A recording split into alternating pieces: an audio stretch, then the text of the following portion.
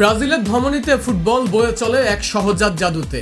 1970 সালের সেই মাহেন্দ্র খন যখন বিশ্ব জয়ের আনন্দে কাঁপছে সেলেসাওরা, ঠিক তখনই জন্ম নিলেন এক শিশু। পুরো নাম মার্কোস ইভানজেলিস্তা ডি মোরাইস, কিন্তু দুনিয়া যাকে চেনে কাফু নামে। সাও পাওলো চরম দারিদ্র, জার্দিম ইডেনের কঠিন রাস্তাঘাট তাকে শিখিয়েছিল বুক চিতিয়ে লড়াইয়ের মন্ত্র। পালমেইরাস বা সান্তোসের মতো বড় বড় ক্লাবে বারবার প্রত্যাখ্যাত হয়েও যিনি দমে যাননি, সেই ছেলেই একদিন হয়ে উঠলেন ফুটবল ইতিহাসের সর্বকালের সেরা রাইট ব্যাক। শুরুতে খেলতেন রাইট মিডফিল্ডার হিসেবে, কিন্তু কিংবদন্তি কোচ টেলে সান্তানার এক যুগান্তকারী চাল বদলে দিল ব্রাজিলের ফুটবলের ভাগ্য। মিডফিল্ড ছেড়ে কাফুকে তিনি রূপান্তর করলেন রাইট ব্যাকে। ডান প্রান্ত দিয়ে তার দুরন্ত গতি আর বিধ্বংসী ওভারল্যাপিং রান সাও পাওলোকে এনে দিল back to back Copa Libertadores আর ইন্টারকন্টিনেন্টাল কাপ।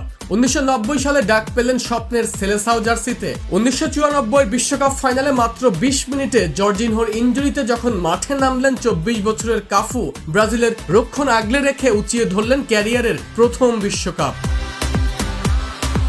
এরপরের গল্পটা শুধুই রাজত্ব করার। ইউরোপের মঞ্চে রিয়াল জারাগোজা হয়ে যোগ দিলেন ইতালির এএস রোমায়। রোমানদের জার্সিতে টোট্টি আর বাতিস্তুতাদের সাথে মিলে 2001 সালে জিতলেন ঐতিহাসিক সেরিয়া শিরোপা। পরের বছর 2002 বিশ্বকাপে কাফুর হাতে উঠল ব্রাজিলের অধিনায়কের আর্মব্যান্ড। রোনালদিনহোদের সাম্বা জাদুতে জার্মানিকে হারিয়ে যখন ব্রাজিলের পঞ্চম বিশ্বকাপ ট্রফিটা উঁচিয়ে ধরলেন, ফুটবল বিশ্ব দেখলো এক অবিশ্বাস্য বিশ্ব রেকর্ড। ইতিহাসে একমাত্র মানব হিসেবে টানা 3টি বিশ্বকাপ ফাইনাল খেলার কীর্তি গড়লেন কাফু।